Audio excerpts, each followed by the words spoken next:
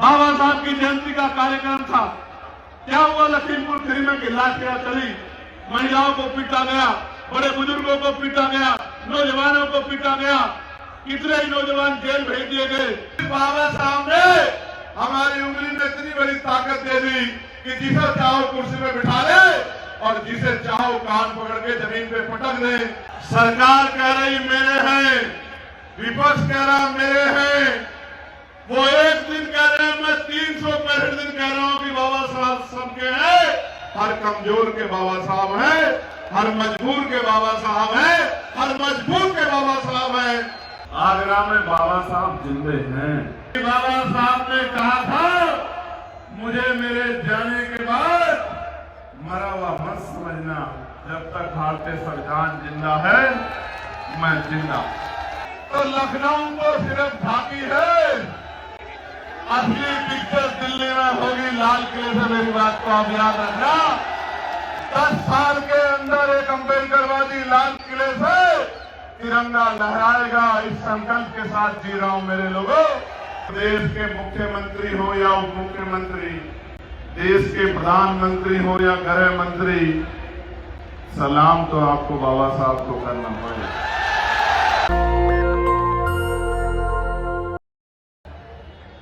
आगरा की पहचान दुनिया भर में ताजमहल से है, ये बात सच है। लेकिन हमारे लिए आगरा की पहचान भीम नगरी से है, ये नहीं। बताओ है या नहीं है? 1956 में चले गए बाबा साहब और 57 में पहली बार यहां शोभा यात्रा निकली। ये आगरा का बल है, ये आगरा की शक्ति है, आगरा का कमिटमेंट। फिर 1978 में आसपास के क्षेत्र के लोगों ने इसी आगरा में 300 से ज्यादा झांकी निकाल के ये बताने का काम किया कि बाबा साहब के सच्चे अनुयायी बाबा साहब को जाने के बाद जाने नहीं देंगे, उनके विचारों का प्रचार प्रसार करते रहेंगे। और फिर 1996 से लेकर आज का दिन इस मंच पे बड़े बड़े प्रधानमंत्री, राष्ट्रपति, मुख्यमंत्री, उप मुख्यमंत्री, अधिकारी, कर्मचारी, बड़े बड़े मुख्य अतिथि आए और हर साल ये इसी तरह से आगे बढ़ता रहा। मुझे इस बार दूसरी बार यहाँ, एक बार 2022 में और फिर इस बार मुख्य अतिथि बनने का मौका मिला है। मैं मंच के लिए मुख्य अतिथि हो सकता हूँ, आपके लिए तो आपके परिवार का हिस्सा हूँ। मेरी इतनी सी पहचान है, कुछ से छोटा हूं, कुछ से बड़ा हूं, लेकिन जिसको जरूरत पड़ेगी जब बिना इन्विटेशन के उसके साथ खड़ा हूं, इस बात को आपको बताने के लिए। प्यारे साथियों, देश भर में बाबा साहब अम्बेडकर की जयंती मन रही। मैं मानता हूं दुनिया में अकेले ऐसे महापुरुष हैं बाबा साहब अम्बेडकर, जिनकी जयंतियां दुनिया के सबसे ज्यादा देशों में बनती है। और ऐसे नहीं बनती कि उन्हीं के अनुयायी मनाते हो। मैं बहुत जिम्मेदारी से कह रहा हूं, सरकारें मनाती हैं। और मैं गया था पिछली बार यूएस, तो कोलंबिया यूनिवर्सिटी गया था, जहां बाबा साहब अम्बेडकर की स्टैचू लगी, जिसमें लिखा है सिंबल ऑफ नॉलेज। ये भारत में तो इस सम्मान में बहुत देर लगी, लेकिन उनके ज्ञान, उनके विजन और भारत में उनके योगदान की वजह से दुनिया में बाबा साहब का सम्मान होगा। लेकिन मेरे प्यारे साथियों, मैं 2 दिन पहले एक किताब पढ़ रहा था और वो किताब ये कहती है, जो बाबा साहब के ही बोल हैं कि अगर राष्ट्रपिता ज्योतिबा फूले ना होते तो डॉक्टर अम्बेडकर नहीं हो पाते। ये बात मैं आपको इसलिए कह रहा हूं कि बाबा साहब ने अपने जीवन में 3 महापुरुषों को गुरु माना, और गुरु का दर्जा माँ बाप से बड़ा होता है, भगवान से बड़ा होता है। पहले थे महामानव तथागत बुद्ध, दूसरे थे गुरु कबीर और तीसरे थे राष्ट्रपिता ज्योतिबा फूले। अगर बाबा साहब को जानना है तो इन 3 महापुरुषों को आपको पढ़ना पड़ेगा। वरना बाबा साहब की आरती उतारने से, माला पहनाने, दिया बत्ती करने से, फूल चढ़ाने से कोई भी बदलाव जीवन में होने वाला नहीं। क्योंकि वो बाबा साहब जो कहते हैं कि सुबह के समय 2 घंटी बजेगी, एक स्कूल की और दूसरी मंदिर की, आपको तय करना है कि आपकी मुक्ति का रास्ता कहां से खुलेगा। वो बाबा साहब पूजा के मेहता मोहताज नहीं है। वो बाबा साहब जो कहते हैं कि मैं मूर्तियों में नहीं, मैं किताबों में हूं, मुझे पूजने की नहीं, मुझे पढ़ने की जरूरत है। वो बाबा साहब पूजा के मोहताज नहीं है। मेरे लोगों, मैं लोकसभा में था सुबह, हमारे यहां बिल आया है नारी शक्ति वंदन, वो कॉन्स्टिट्यूशनल अमेंडमेंट है, उस पर चर्चा हो रही है। मुझे केंद्रीय और क्षेत्रीय कमेटी के सम्मानित अध्यक्ष और जिम्मेदार साथी वहां गए थे। मुझसे उन्होंने निवेदन किया कि आपको 16 तारीख को आना है। मैंने उनसे कहा कि मैं आपका आभारी हूं कि आपने मुझे इनवाइट किया है, लेकिन अगर आप इनवाइट ना करते तो भी मैं उस कार्यक्रम की शोभा बढ़ाने के लिए और खुद को गौरवान्वित महसूस करने के लिए आता। मैं पुणे कमेटी का आभार प्रकट करूंगा। लेकिन प्यारे साथियों, मैं ये तय करके आया था कि रात को रुकूंगा, सुबह जाऊंगा, लेकिन क्योंकि लोकसभा का सत्र चल रहा है और आप जानते हैं मेरी निष्ठा भारतीय संविधान में है और मैं लोकसभा में इसलिए हूं कि मैं वहां आपके हकों की आवाज को बुलंदी से रख सकूं। मैं इसलिए नहीं हूं कि वहां तक मैं कोशिश करता हूं कि जब भी कोई बिल आए या जब भी कोई डिस्कशन हो तो आपका विचार, आपकी बात, आपकी पीड़ा, आपकी समस्या, आपके हालात भारत की लोकसभा में मेरे माध्यम से सरकार के सामने जाने चाहिए और सरकार को उस पर काम करना चाहिए। अभी तो मैं पूरे देश भर में जो चल रहा है और उत्तर प्रदेश में जो चल रहा है और बाबा साहब ने हमें क्या दिया है और बाबा साहब को हमें क्या लौटाना है, बहुत सारे सवाल, बहुत सारी उम्मीदें और बहुत सारी जो परेशानियां आपके सामने, उनके हल का रास्ता आपको बता के यहां से जाऊंगा। प्यारे साथियों, मैं बार बार कहता हूं, आगरा हमारे सर माथे है, क्योंकि आगरा में बाबा साहब अम्बेडकर के आंसू टपके हैं। ये वही धरती है जहां 18 मार्च 1956 को बाबा साहब रोते हुए तकलीफ देके ये कह रहे हैं कि मुझे मेरे पढ़े लिखों ने धोखा दे दिया, मैं जो करना चाहता था वो नहीं कर पा रहा हूं। लेकिन साथियों, बाबा साहब की उस पीड़ा को पढ़े लिखे लोगों ने बाबा साहब के जाने के बाद महसूस किया है और ये मेरा और ये भीम नगरी का आयोजन जो एशिया में सबसे बड़ा होता है, इस बात का उदाहरण है कि पढ़े लिखे लोग अपनी जिम्मेदारी को उठा रहे हैं, चाहे कम ही हो, लेकिन वो कोशिश जरूर कर रहे हैं। और मैं फिर कहता हूं, किसी भी समाज का नेतृत्व उस समाज में पढ़े लिखे समाज को ही करना चाहिए और उसकी नैतिक जिम्मेदारी भी है कि वो पढ़ा लिखा व्यक्ति समाज का नेतृत्व करे, समाज को रास्ता दिखाए। तो बाबा साहब जब यहाँ कह रहे थे आगरा में खड़े होके, तो जो सबसे महत्वपूर्ण बात मुझे और मेरे जैसे करोड़ों नौजवानों को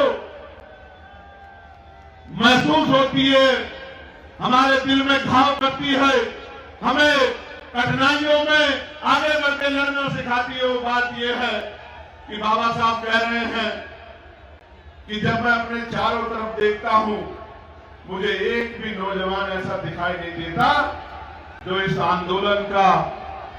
आंदोलन रूपी तंबू का बंबू बन के इस आंदोलन को आगे बढ़ा।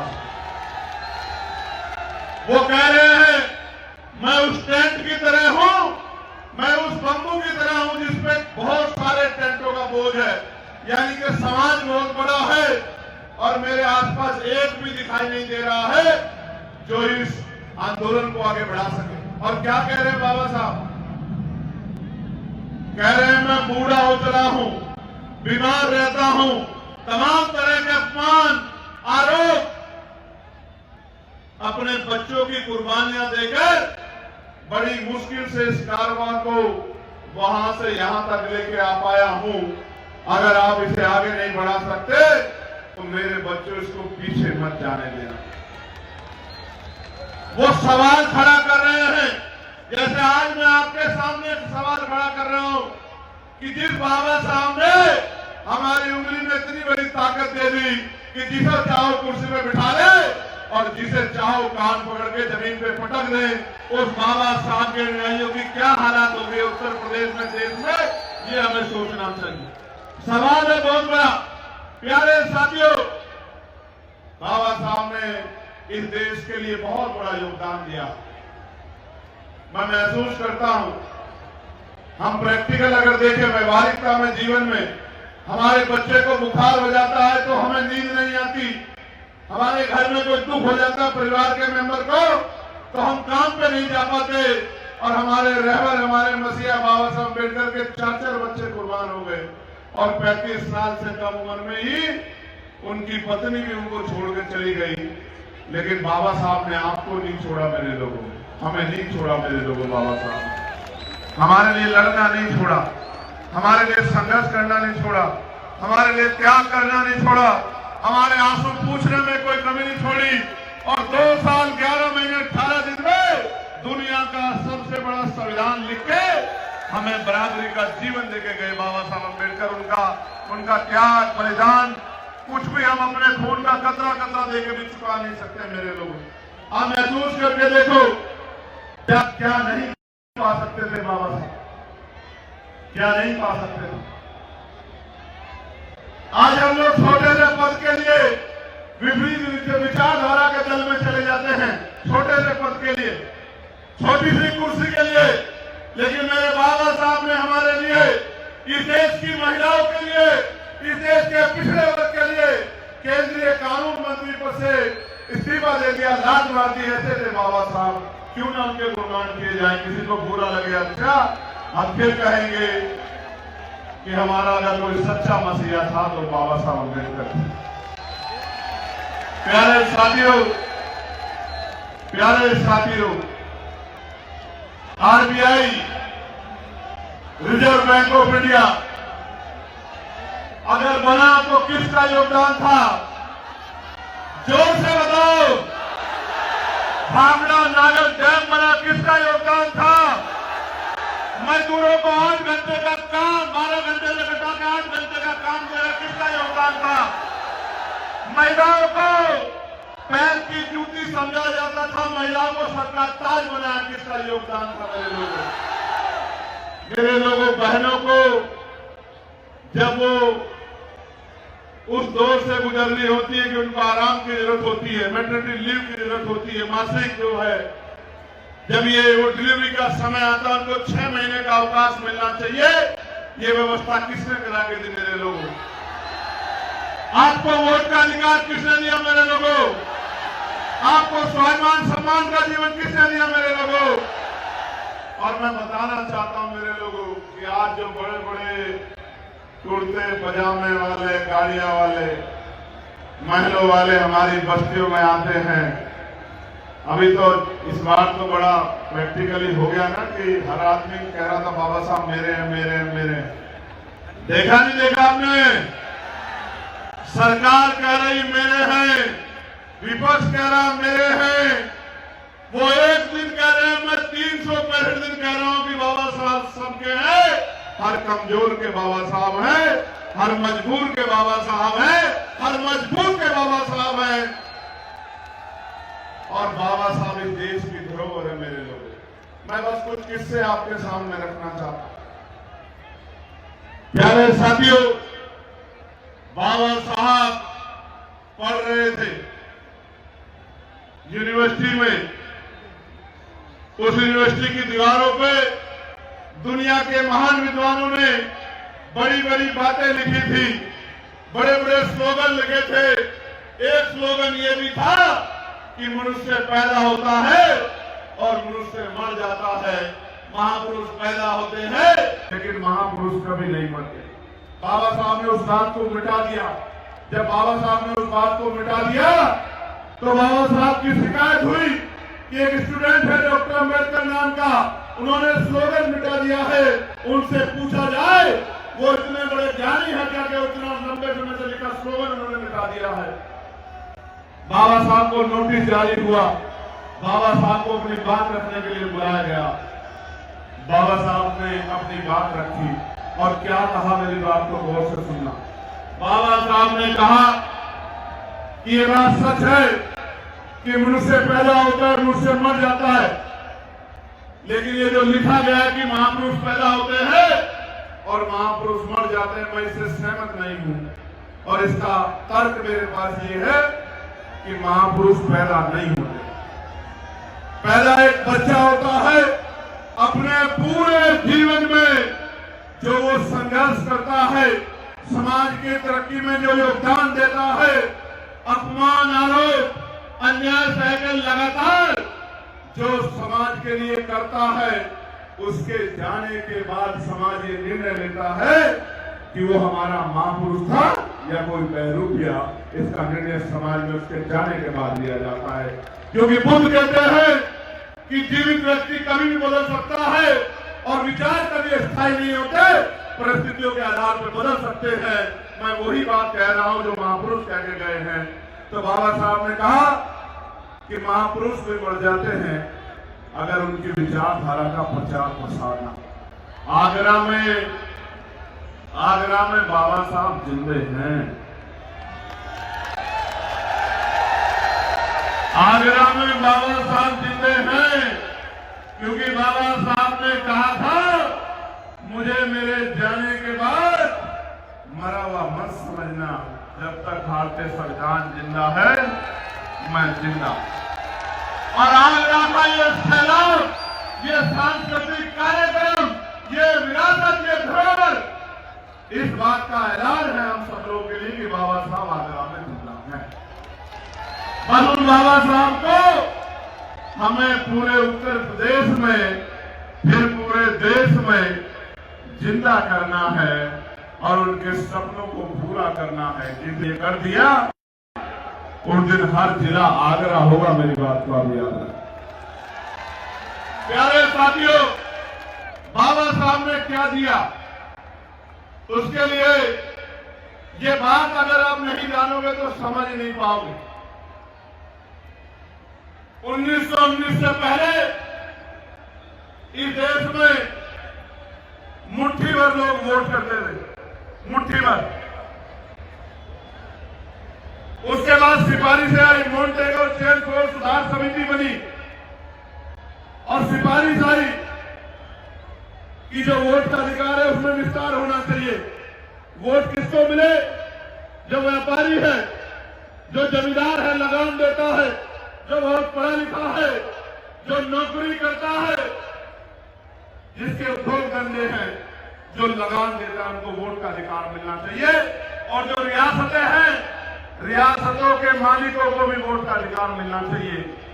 कोई गरीब की बात नहीं कर रहा था, कोई महिलाओं की बात नहीं कर रहा था, कोई किसानों की बात नहीं कर रहा था, कोई मजदूरों की बात नहीं कर रहा था।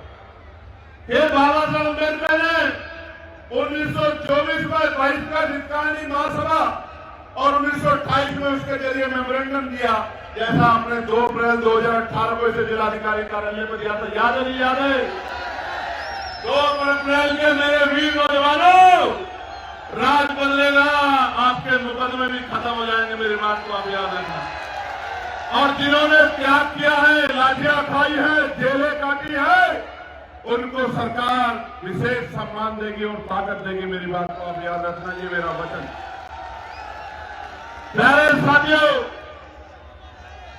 बाबा साहब ने मेमोरेंडम दिया और मेमोरेंडम के बाद साइमन कमीशन भारत आया। साइमन कमीशन कोई भूत नहीं था। जिस तरह से मंडल कमीशन बना, टाटा कार्यक्रम कमीशन बना, जिस तरह से और कमीशन बने, ऐसा ही एक कमीशन, एक डेलीगेशन था, साइमन कमीशन। 7-8 लोग आए यहाँ के लोगों की बाबा साहब के मेमोरेंडम पे हालात को जानने के लिए। और आपको याद होगा, साइमन कमीशन का विरोध हुआ, साइमन कमीशन फिर भी रिपोर्ट बना के ले गया। 29 में साइमन कमीशन आया, 30 में लौटा, 30 में उन्होंने रिपोर्ट दी और 30 में ब्रिटिश काउंसिल ने पहली गवर्नमेंट कॉन्फ्रेंस अनाउंस कर दी और बाबा साहब अम्बेडकर को उसमें बुलाया कि बाबा साहब को नेतृत्व करना है इस देश के कमजोर वर्गों का, जिनके लिए उन्होंने मेमोरेंडम दिया। 1930 की कॉन्फ्रेंस हुई, 31 की कॉन्फ्रेंस हुई, 32 की कॉन्फ्रेंस हुई। और मैं आपको बताना चाहता हूं आगरा में खड़ा होके, किसी को अच्छा लगेगा पूरा, लेकिन सच सुनने के लिए सच्चे कानों का होना आवश्यकता है। महात्मा गांधी जी, जिनको देश ने इतना बड़ा सम्मान दिया, महात्मा गांधी जी वहां ये कह रहे थे, जो मुस्लिम रिप्रेजेंटेटिव गए हुए थे 14, उनसे कह रहे थे कि आपको कुरान की कसम है, हम आपकी सारी मांगे मान लेंगे, आप बाबा साहब अम्बेडकर की मांगों का साथ नहीं देना। यहां पर प्यारे साथियों, हमने सबको सम्मान दिया है, सबको मालाएं चढ़ाई है, लेकिन किसने हमारे लिए क्या किया है, ये इतिहास को जाने बगैर आप नहीं जान सकते हो। और मैं धन्यवाद दूंगा उस डेलीगेशन का जिसने कहा कि हमारा मजहब ये कहता है कि जब फैसला हक का हो और आपको वोट से सिलेक्शन करना हो तो हम किसी के हक छीनने के लिए फैसला नहीं देंगे। हमारी सारी मांगे ना मानी जाए, लेकिन हम डॉक्टर अम्बेडकर का साथ देंगे, डॉक्टर अम्बेडकर की मदद करेंगे, क्योंकि उनकी मांगे जाएगी। आज मेरे ऊपर बहुत टिप्पणियां होती है कि चंद्रशेखर इनका साथ दे रहे, उनका साथ दे रहे। मैं गारंटी से कहता हूं, जो भी कमजोर होगा, जिस पे भी अन्याय होगा, जिसके घर भी बुलडोजर चलेगा, जिसको भी इनकाउंटर से मारा जाएगा, जिसको सताया जाएगा, जिसकी जमीन छीनी जाएगी, चंद्रशेखर आजाद बिना न्योते के उसके साथ जाके खड़ा होगा। मेरी बात को आप याद रखें। प्यारे साथियों, गौर करो, गवर्नमेंट कॉन्फ्रेंस हो गई है, रिजल्ट आ गया है। ब्रिटिश काउंसिल ने कह दिया जो आदेश होगा मानना पड़ेगा। बाबा साहब भरोसा नहीं कर रहे हैं, अंग्रेजों से लड़ रहे हैं कि आपने हमारे लिए क्या किया, हमारी तरक्की के लिए क्या किया, सेना में भर्ती के रास्ते क्यों नहीं खोले, हमें रोजगार क्यों नहीं दिया, हमारे साथ जो भेदभाव होता खत्म क्यों नहीं किया, हमारे लिए स्कूल क्यों नहीं खोले, हमारे लिए अस्पताल क्यों नहीं खोले। लड़ रहे हैं अंग्रेजों से। अंग्रेज शर्मिंदा है, जवाब नहीं है पूरे काउंसिल पे। अगर ये तय होता है कि बाबा साहब को कम्युनल अवार्ड दिया जाता है, बाबा साहब कम्युनल अवार्ड लेके भारत आ जाते हैं, और जब भारत आ जाते हैं तो फिर से गांधी जी येरावदा जेल में अनशन कर देते हैं, और मजबूरी में रोते हुए बाबा साहब को पूना पैक करना पड़ता। पूना पैक। मेरे लोगों, बाबा साहब ने क्या कहा जब उन्हें डराया गया 1932 में? सुनना चाहते हो? हाथ उठाने बता जो लोग सुनना चाहते हैं। बाबा साहब को जब ये कहा गया कि डॉक्टर अम्बेडकर पीछे हट जाओ, इस कम्युनल अवार्ड को छोड़ दो, तो बाबा साहब ने कहा आप मुझे यहां से ले जाकर चौराहे पर अगर उल्टा लटकाकर फांसी भी दे दोगे तो भी मैं अछूतों के अधिकारों के साथ कोई समझौता नहीं करूंगा। ये बाबा साहब अम्बेडकर, ये है बाबा साहब अम्बेडकर। और हमें अगर एक मुकदमा लग जाए तो हम कहते हैं कि हमें माफ कर दो, हम कभी आंदोलन का हिस्सा नहीं बनेंगे, उस गली से भी नहीं गुजरेंगे जिस गली में आंदोलन चल रहा है, संघर्ष चल रहा है। और बाबा साहब कह रहे हैं मुझे फांसी दे दो, मगर मैं अपने लोगों के अधिकारों को छीनने नहीं दूंगा, उनके अधिकारों में कटौती नहीं करूंगा। ये है हमारे लिए बाबा साहब मेरे साथ। प्यारे साथियों, परिणाम यह है कि 1935 में जो विस्तार हो गया है वोट का, जो प्रस्ताव मैंने बताया था, लगान, व्यापार, रियासतें, पढ़े लिखे होना, जमींदारी वालों को 10% लोगों को वोट मिल गई है, 90% लोग वोट नहीं कर रहे हैं। संविधान लिखने की बारी आ गई है। बाबा साहब कॉन्स्टिट्यूशनल असेंबली में कह रहे हैं कि ये लोकतंत्र नहीं है, इसमें मुट्ठी में लोग फैसला लेते हो और इसमें 90% लोगों का जीवन प्रभावित होता हो। बाबा साहब ने क्या कहा कि जब हर व्यक्ति वोट देगा, समझदार व्यक्ति, तभी लोकतंत्र होगा और आपको जान का अचरज होगा। मेरी बात को नोट कर लो, अखबारों में छपवा दो, टीवी पे चलवा दो, कहीं सर्च कर लो। आपको जानकर जरूरत होगा कि कोई महिलाओं की बात नहीं कर रहा, कोई मजदूरों की बात नहीं कर रहा है। और 1935 के एक्ट में भी, जिसको मिनी कॉन्स्टिट्यूशन कहा जाता था, 1935, एक भी महिला वोट नहीं करती है। दलितों की महिलाएं नहीं, पिछड़ों की महिलाएं नहीं, मुसलमानों की महिलाएं नहीं, आज की तथाकथित स्वर्ण जाति की महिलाओं को भी वोट का अधिकार नहीं था, नहीं था। किसी भी महिला को वोट का अधिकार नहीं था। आप समझो, जिस देश में महिलाओं को वोट का अधिकार ना हो, क्या उस देश में महिला पार्षद बन सकती थी? आज अगर वोट का अधिकार आप पे नहीं है, तो क्या आप कोई चुनाव लड़ सकते हो? जोर से बताओ, लड़ सकते हो?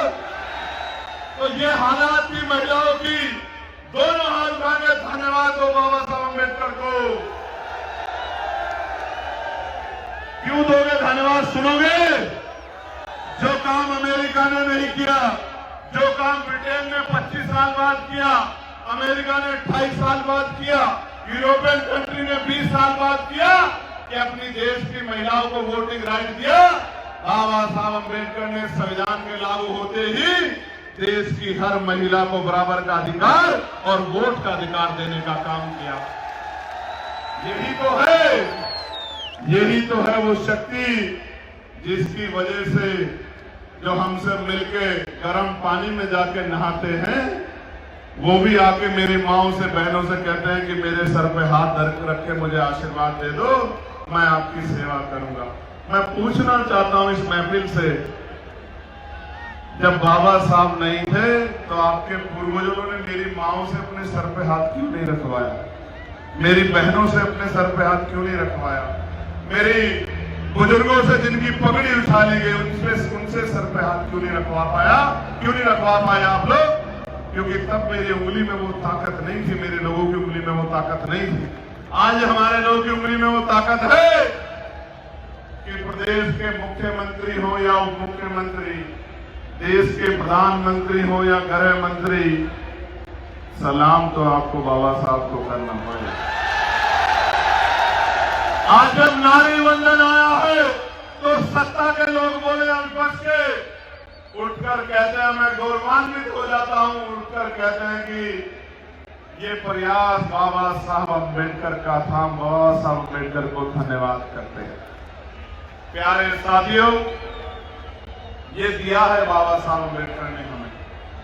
प्यारे साथियों, बाबा साहब ने तो बहुत कुछ दिया और उफ नहीं की, कुछ लेकर नहीं गए हमसे, जमीन नहीं ली, पैसा नहीं लिया, रोजगार नहीं लिया, अपने बच्चों के लिए कुछ नहीं मांगा, लेकिन आप उम्मीद करके गए थे कि जिनको हजारों साल कुर्सियों पर बैठने नहीं दिया गया, जिनको आत्मसम्मान का जीवन नहीं मिला, जिनको स्वाभिमान का जीवन नहीं मिला, जिनको अधिकार नहीं मिले, वो मेरे लोग किसी की बातों में आके गुमराह नहीं होंगे।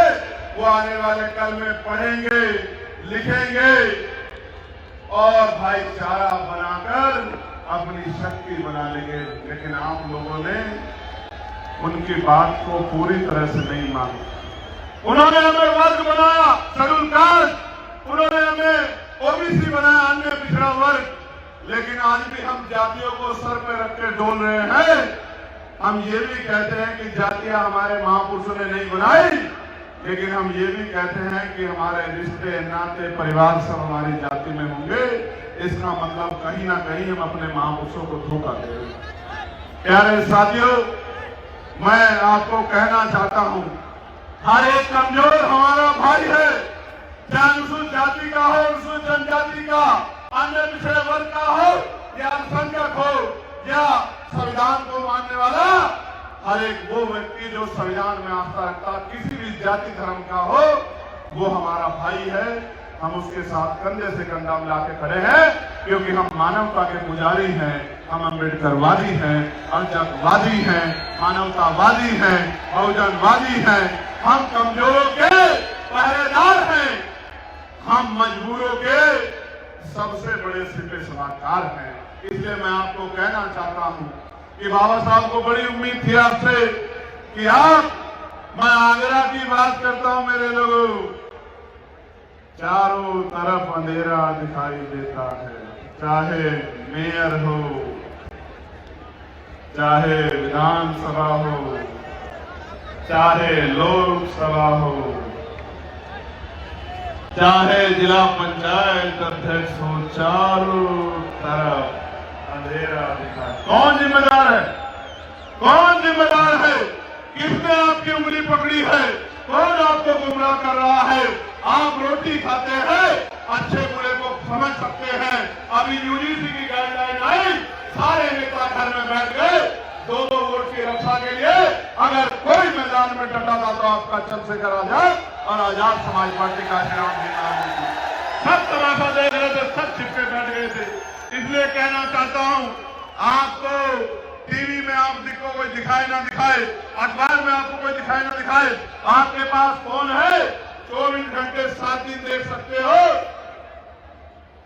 कि कौन लड़ रहा है, कौन समझौता कर रहा है, कौन मार खा रहा है, किसकी हड्डियां तोड़ी जा रही है, कौन जेल में जा रहा है, कौन आपके लिए आपसे आप में आके लड़ रहा है, कौन सवाल कर रहा है, बिजली के लिए कौन सवाल पूछ रहा है, किसानों के लिए कौन सवाल पूछ रहा है, मजदूरों के लिए कौन सवाल पूछ रहा है, महिलाओं की रक्षा के लिए कौन सवाल पूछ रहा है, बच्चियों के अस्तित्व को जो लूटा जा रहा है देश में उनके लिए कौन लड़ रहा है।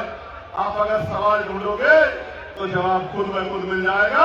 और जवाब यह है कि अगर कोई है तो वो आपका अपना बेटा, अपना भाई, अपना दोस्त, आपके अपने घर का सिपाही है। बाकी सब लोग तमाश नहीं मरे हुए। क्या हुआ लखीमपुर खीरी में? क्या हुआ लखीमपुर खीरी में? बाबा साहब की जयंती का कार्यक्रम था। क्या हुआ लखीमपुर खीरी में? कि लाठियां चली, महिलाओं को पीटा गया, बड़े बुजुर्गों को पीटा गया, नौजवानों को पीटा गया, कितने ही नौजवान जेल भेज दिए गए।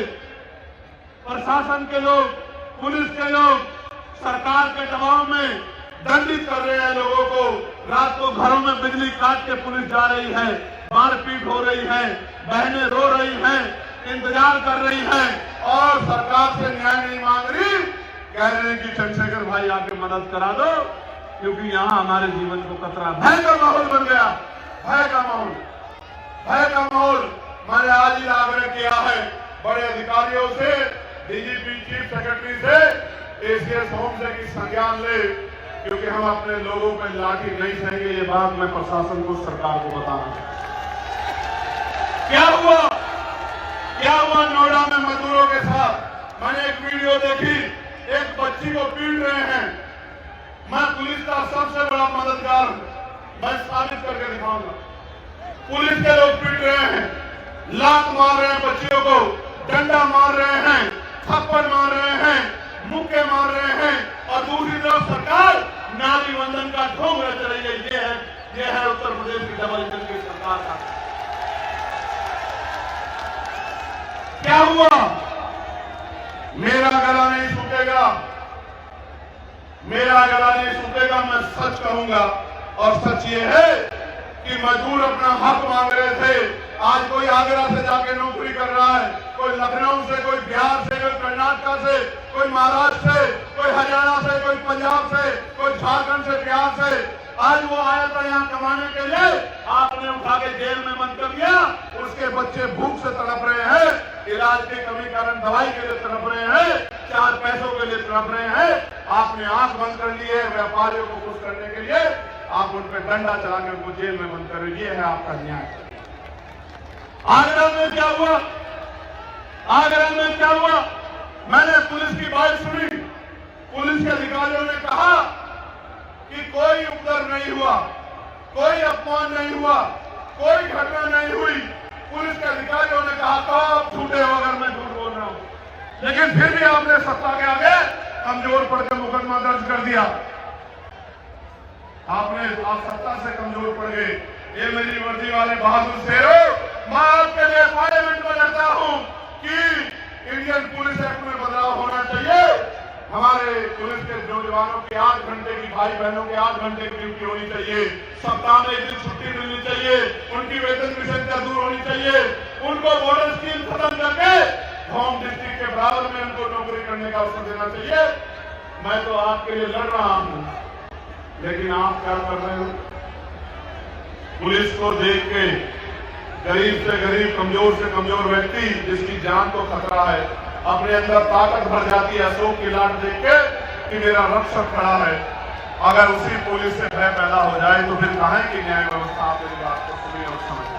प्यारे मेरे साथियों, अभी मुझे बताया गया कि भाई यहाँ की महानगर पालिका ने, महानगर ये नगर निगम ने जानबूझ के छोटे और मध्यम जूता कारखानों को बर्बाद करने के लिए एक तानाशाही तुगलकी फरमान सुना दिया है, जिसमें 25 से अधिक मजदूरों के कारखानों को टैक्स लगा दिया गया है। अगर 25-30 मजदूर हैं तो 1000 रुपए टैक्स, अगर उससे ज्यादा है तो 5000 रुपए टैक्स, उससे ज्यादा है तो 10,000 रुपए टैक्स। पूरी सरकार आपकी ये ट्रिपल इंजन है। केंद्र की सरकार को हम लोग टैक्स देंगे, toll tax, cess, VAT, GST. राज्य सरकार को हम लोग टैक्स देंगे बिजली पे, पानी पे, सड़क पे और तमाम तरह के टैक्स। और अब नगर निगम भी हमारे व्यापारियों को लूटने काम करेगा। मैं सरकार के मंच के माध्यम से सरकार को और नगर निगम को ये कहना चाहता हूं कि अपना तुगलकी फरमान वापस दे दे, वरना इसके लिए जो आंदोलन होगा उसका नेतृत्व चंद्रशेखर आजाद करेगा, समझ नहीं पाएगा हम लोग। और इसको धमकी मत समझना, ये मेरा आग्रह है आपसे, क्योंकि आंदोलन में मुकाबला करने की हिम्मत नहीं जुटा पाओगे नगर निगम वालों। मेरी बात को याद रखना। एक बात और कहता हूं, ये नगर निगम वालों को, ये आपको इतनी संख्या है आपकी, एक नगर निगम का मेयर नहीं 2 बना सकते हो, लेकिन इकट्ठे नहीं होते छोटे छोटे स्वार्थ पे, और नगर निगम का मेयर बन जाता है उधर, और फिर कहते हो कि नगर निगम हमारा खून चूस रहा है। जब बटन दबाने की बारी आती है तो दिमाग में जाति, धर्म, दोस्त, ये वो पता नहीं क्या क्या आ जाता है, और जब मार पड़ती है तो फिर आंदोलन याद आता है। आपको मुझे समझना पड़ेगा। मुझे तो आप बुलाओ ना बुलाओ, जूता व्यापारियों के टैक्स का मामला था, मैंने पार्लियामेंट में उठाया। आशा आंगनबाड़ी बहनों का, भोजन माताओं का, पंचायत सहायकों का, रोजगार सेवकों का, पीआरडी के जवानों का, होमगार्ड भाइयों बहनों का मैंने लोकसभा में उठाया। अनुदेशों का, शिक्षक मित्रों का मैंने लोकसभा में मामला उठाया कि वेतन वृद्धि हो, और जब हमें मौका मिलेगा हम करेंगे। लेकिन मैं आपको भी कह रहा हूं, बाबा साहब जो काम अधूरा छोड़ गए, उन्होंने कहा political power is the master key, is the master key. भाई you can open an each door of your success. मैं आपसे पूछना चाहता हूं, बाबा साहब कह रहे हैं कि राजनीतिक सत्ता वो चाबी है जिससे हम अपनी सारी समस्याओं का हल कर सकते हो। तो भाई आप राजकाज क्यों नहीं बनाते? आपका उंगली कौन पकड़ता है? कोई पकड़ सकता है क्या उत्तर प्रदेश में आपकी उंगली? वो दिन चले गए जब बूथ कैप्चर होते थे, वो दिन चले गए, वो दिन चले गए जब एक लाठी से पूरा गांव हाँक लिया जाता था। आज तो बहुजन समाज के लोग लाठी का जवाब लाठी से देना जानते हैं। इसलिए मैं पूछना चाहता हूं कि आपको किसने रोका है? आप भी तो पॉलिटिकल पावर बना सकते हो। अगर आप पॉलिटिकल पावर बना लोगे किसी भी रूप में, तो आपकी बहुत सारी समस्याओं का हल हो जाएगा। मेरे लोगों, अच्छी शिक्षा के लिए 15-20 हजार रुपए खर्च करने पड़ते हैं, अच्छे इलाज के लिए 5-4 हजार रुपए खर्च करने पड़ते हैं, जबकि संविधान गारंटी देता है कि रोटी, कपड़ा, मकान और आरटीई, राइट टू एजुकेशन, शिक्षा और अच्छे स्वास्थ्य सेवाएं हर व्यक्ति का अधिकार है। ये गारंटी बाबा साहब का संविधान देता है। मैं जो बोल रहा हूं इसका अधिकार संविधान देता है। मैं जो एजुकेशन करता हूं, आंदोलन करता हूं, आप जो आंदोलन करते हैं उसका अधिकार संविधान देता है। मुझे लोकसभा में आरक्षण का अधिकार, विधानसभा में आरक्षण का अधिकार, पंचायत चुनाव में, लोकल बॉडी में आरक्षण का अधिकार ये संविधान देता है। मेरे जीवन की रक्षा का अधिकार और मेरी तरक्की का अधिकार बाबा साहब अम्बेडकर 1950 में सुरक्षित करके गए हैं।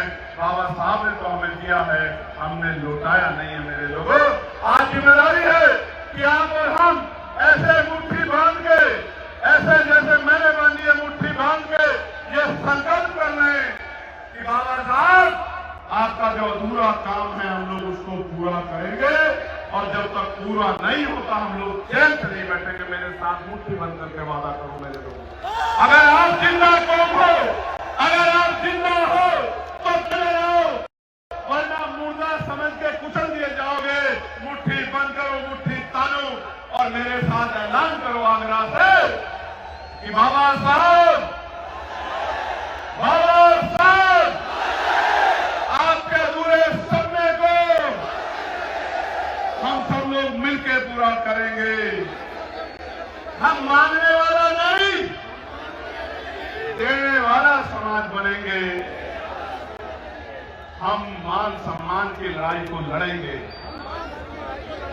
ऐसी आवाज आ रही जैसे मैं बकरियों की महफिल में आ गया।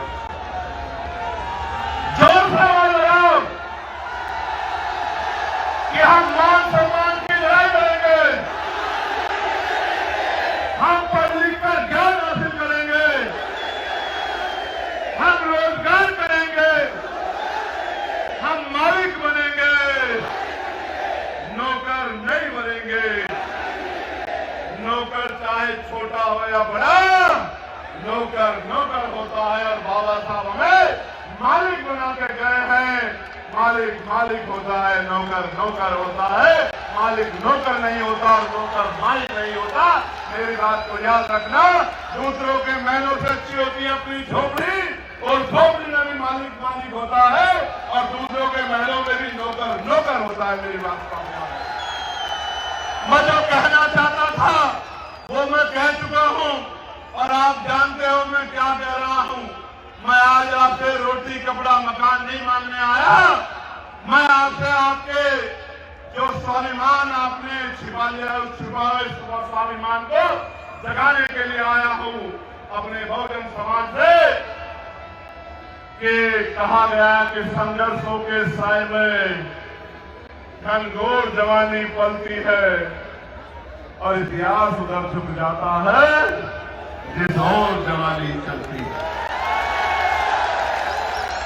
आदरणीय, ये कहा गया है कि नौजवान जब अंगड़ाई लेता है तो इनकलाब आता है, और नौजवान जिस दिन कोई चीज ठान लेता है तो उसको पूरा करके छोड़ता है। मैं आपसे भी कह रहा हूं, क्या कर्ज लेके साथ जाओगे या कर्ज उतार के जाओगे महापुरुषों का? बताओ, जोर से बताओ। कर्ज लेके जाओगे या उतार कर जाओगे? लेकर तो नहीं जाओगे, साथ संघर्ष करोगे ना? अभी आंदोलन करेंगे नगर निगम वाले में, आओगे नहीं आओगे? ये जो झूठे मुकदमे इनको खत्म कराने के लिए आंदोलन करेंगे, आओगे नहीं आओगे?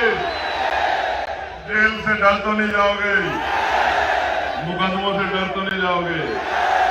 मान्यवर, मैं आज आपको कह रहा हूं आगरा की धरती से, नौजवानों को कोई कम ना आके, इस देश की आजादी में नौजवानों का खून शामिल है। करतार सिंह सराभा 19 साल के थे, शहीद आजम सरदार भगत सिंह 23 साल के थे। मातृभूमि की रक्षा के लिए हंसते हंसते फांसी का फंदा चूम लिया। उफ नहीं कहा, नौजवान अगर कुछ ठान लेगा तो निजाम बदल के ही पीछे हटेगा। विजय या वीर गति इसके बाद इससे पहले पीछे नहीं आ जाएगा, क्योंकि जिनके बाल काले हैं वो समझौते नहीं करते हैं। बताओ, मदद करोगे नहीं करोगे? अपने अपने स्थान पे ऐसे खड़े हो, दोनों हाथ करके। मोबाइल की टॉर्च ऑन कर लो, दिखना चाहिए हमारा आदमी कहां तक खड़ा है। मैं इतना पसीना पूछ लूं, इतना टॉर्च ऑन कर लो।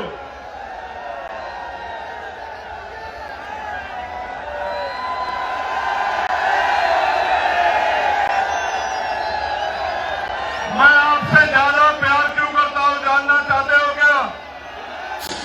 लोग पैसा देते हैं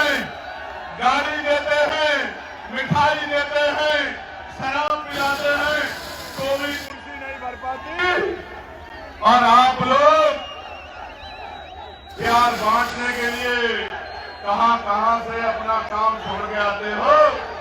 इसलिए मेरे खून का कतरा कतरा भी आपका एहसानमंद है और उसको मैं चुकाने का काम करूंगा इसी जीवन में। इसलिए आपसे मेरा प्यार ज्यादा है। जितना प्यार आपने मुझे दिया है, शायद इस उम्र में हमसे पहले के हमारे संघर्षशील हमारे महान पुरुषों को नहीं मिला। लेकिन मैं ये विश्वास से कहता हूं, इस बार लड़ाई लखनऊ तक नहीं रहेगी, दिल्ली जाएगी बहुत जल्द। मेरी बात को आप याद रखें। लखनऊ का किला तो हम लोग 4-4 बार फतेह कर चुके हैं, नहीं कर चुके हैं बताओ। तो लखनऊ को सिर्फ झांकी है, असली पिक्चर दिल्ली में होगी लाल किले से। मेरी बात को आप याद रखना। 10 साल के अंदर एक अम्बेडकरवादी लाल किले से तिरंगा लहराएगा। इस संकल्प के साथ जी रहा हूं मेरे लोगों। वरना रोटी कपड़ा मकान तो आपके आशीर्वाद से चल ही रहा है। बहुत बहुत धन्यवाद आयोजक कमेटी का। जय भीम, जय भीम, जय भारत, जय संविधान, जय मंडल, जय जोहर।